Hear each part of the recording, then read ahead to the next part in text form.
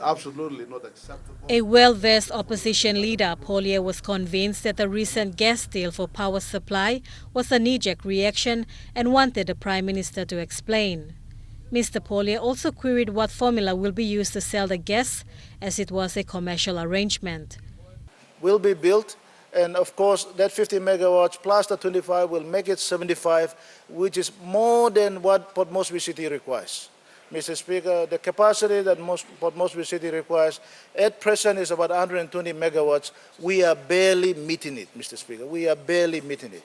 So the 75 megawatts will really and truly meet the demands of Port Moresby City.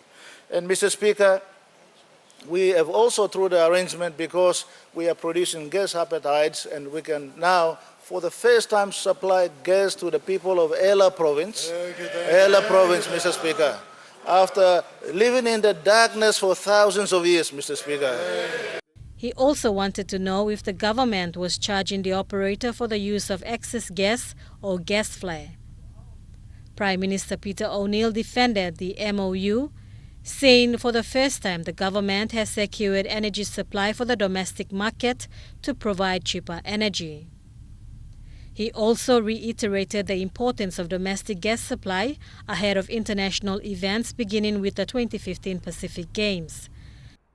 Under the deal, it's set to increase power generation and reduce the cost of power supply. There will be 20 million cubic feet of gas over the next 20 years.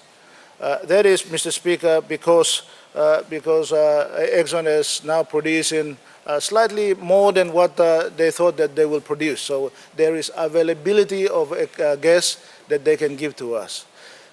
In the recent MOA signed between the state and ExxonMobil, the PNG LNG project will deliver up to 25 megawatts of power to Port Moresby in a bid to address the constant power problems in the city.